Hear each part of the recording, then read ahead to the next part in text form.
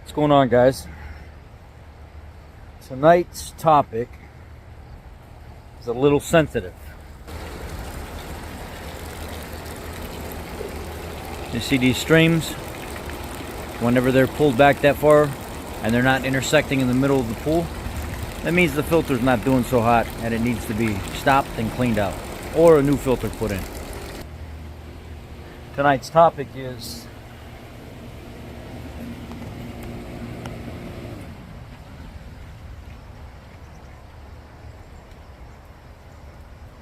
employee appreciation.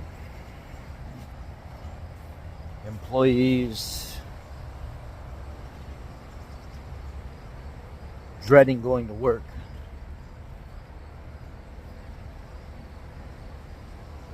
Companies lying to employees to get them to go somewhere or hire on for a job and not do what they say they're going to do. I spoke to a dealership down in Louisiana.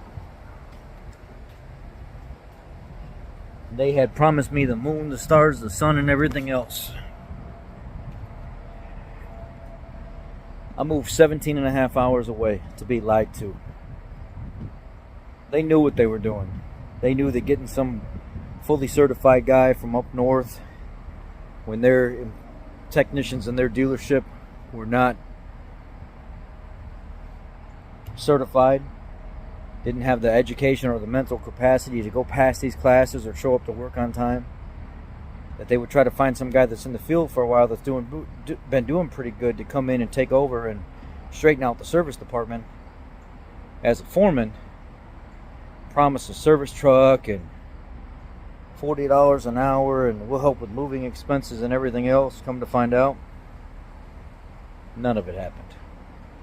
It was $33 an hour, no service truck, foreman title, working on everything that came in the door with no other certified technicians in the shop.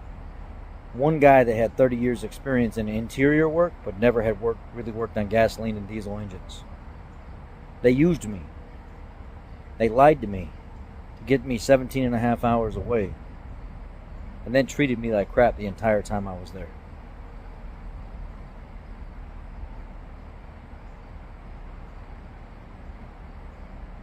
It sucked. They knew what they were doing because they had me by the balls. They knew I was going to move 17 and a half hours away, give up the job I had to turn around and do exactly what they wanted me to do. What was I going to do? Pack it all back up? You're not going to beat them up. That paper between you and some guy that was the director, the director ended up getting fired. That's no good anymore. They give some person a fictitious title in the business and sign some agreement with you, make it seem all fluffy and great, and then resign them from that position and give them some other title. That agreement is no good anymore. There's ways and loopholes through all of this stuff that people haven't even spoke about on the internet yet. Try taking that to court. Oh yeah, the director of the company, Mr. John Henry over here, said he was going to do XYZ for me, and we signed his contract and everything together, and then come to find out the court says, where's director Miss John Henry? Well, he resigned, or he got fired from that position and moved down to a different position, or he was promoted. That contract is no longer valid anymore. How many times have you guys been working in a service department and say all your agreements and stuff that you have with your service manager and the company, when a new service manager comes in, that doesn't mean that agreement stays. Sometimes that has to be renegotiated. A lot of these companies don't tell you that.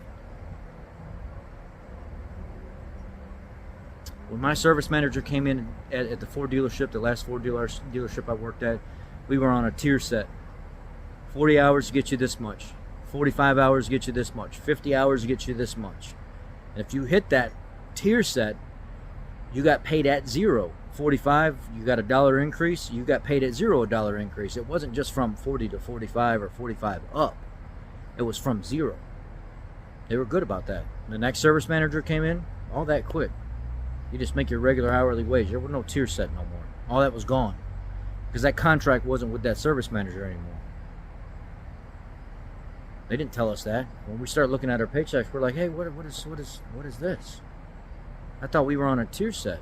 This is our base pay, but then we can do better. The incentive is to do better, and we make more.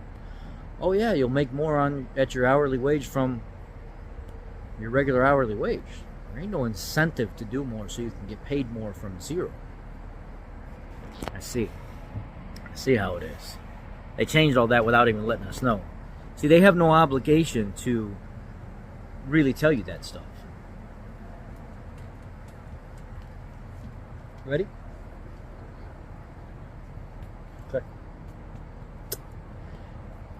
Another thing that happens often in dealership environment is, or just an independent shop environment as well. The contract that you have with the employer that you're working with, say they fire you tomorrow,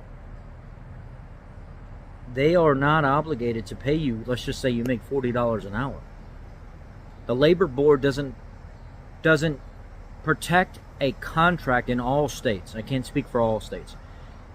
A labor board doesn't protect a contract in all states from paying you, or that employer paying you $40 an hour. You are guaranteed minimum wage times the amount of hour that you are punched in on that clock. Anything more than that they owe you, that's for you to take up in small claims court.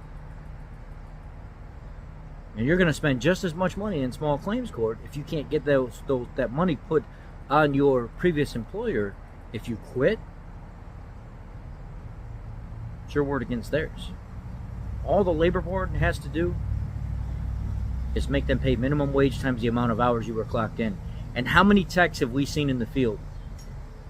How many techs have we seen in the field that they're like, I'm not worried about punching in. I don't get paid by that anyway. It's the hours I clock. Or I'm here 40 hours plus a week anyway. They'll fix it at the end of the week. And then you have a fallout in the middle of all that with the tech not punching in all the time, especially for insurance purposes. And you leave or get mad, get fired or something like that, then it's your word against theirs. There's no proof other than video camera, and they're not going to get that video camera. By the time they're even asking for video camera, that video footage is going to be overwrote and long gone. And then at that point, it's really not worth it anyway to fight that battle.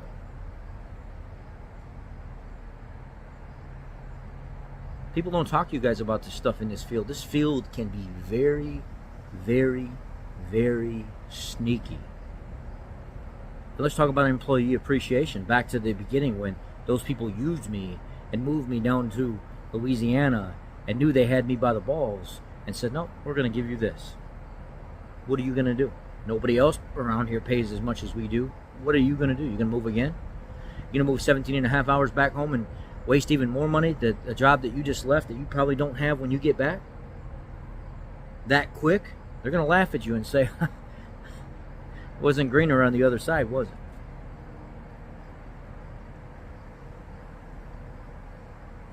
If your employees, they want to go to work and they don't want to dread going to work. They don't want to dread the next job that they have to start. They want to be confident in their ability to work on that job. They want to be confident in the ability of their managers and their peers in directing order above them, giving them jobs that they can slowly learn on and still finish that task. I don't know how many times I've seen in this field where employees feel like they're so unappreciated for what they do because they're never told good job. They're never told, hey, thanks for doing that for me. Thanks for making my life easier. Thanks for being a great person, being here on time, and your work ethic is just phenomenal and stuff like that. A lot of you out there as business owners have forgotten to say that stuff to your employees. And me as a general manager, owner of a company, coming from being a tech, I tell my guys all the time, every week, multiple times a week, I really appreciate that. Hey man, good job on that. You really did a great job. You knocked that out really quick. Thanks for finding a different way to do that. You just saved us money. That's a great way to be confident and learn a new process at the same time without screwing anything up. And you just made yourself more efficient and put more tools in your toolbox. At the same time, you made me more money, which means you keep doing that, I'm going to pay you more money.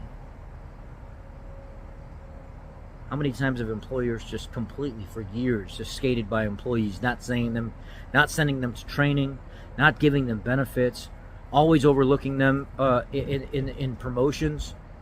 There was a guy at the last dealership I worked with, and I love the people at the dealership, don't get me wrong, I love them. But this is just the nitty gritty. This is the dirt in the business. He'd been there 15 years, started out green, didn't know a thing. 15 years working for a dealership, and never was sent from one single manufacturer class. I came out of tech school, not green, but green to Ford. I came out of tech school with almost every certification you can get in 5 months, 4 or 5 months. That guy had been there 15 years, and they never had him certified in one single category. Yet he was pulling engines and doing transmissions and major electrical work and making them a ton of money, timing jobs, everything else. 15 years, never won certification. Can you imagine how disrespected that guy felt every time they were going to send him and they pulled it away? Oh no, you can't go. Oh no, you can't go. Oh no, you can't go. 15 years worth of that over and over and over again. And right before the dealership closed, when Ford took their license away because they weren't selling enough cars, he was supposed to finally go the taste that Wednesday or Tuesday or whatever it was to go to a class, and said, no, we're pulling everything. Nobody's going to classes because we're closing a dealership in 30 days. I just want all the employees to know. 15 years. And got to go to another dealership with 15 years experience, but not a single piece of certified paper under your belt to say, I'm Ford certified. Hell, I was there for 5 years and didn't even get my last 2 transmission classes to really make myself truly senior master certified, even though I had all the time, all the credentials, all the classes other than 2 left to get those to get just that piece of paper saying that I'm senior master certified. Master certified. Get all the online training, everything, all the classroom training. I just needed 2 transmission classes, and in 5 years, didn't send me. Stuff like this that makes employees feel like they're just dirtbags, like they're not appreciated, like they're just another number. This is a series on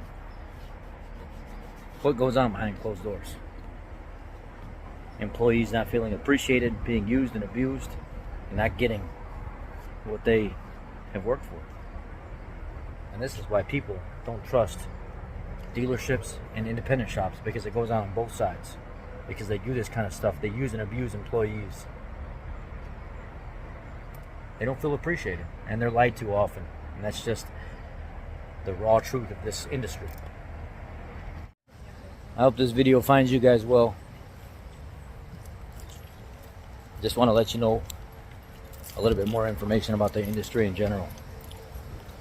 I don't want you to go into this being lied to and blindsided by things when somebody like myself that spent years in it knows, and I just want to inform you guys. Have a great night. Be blessed.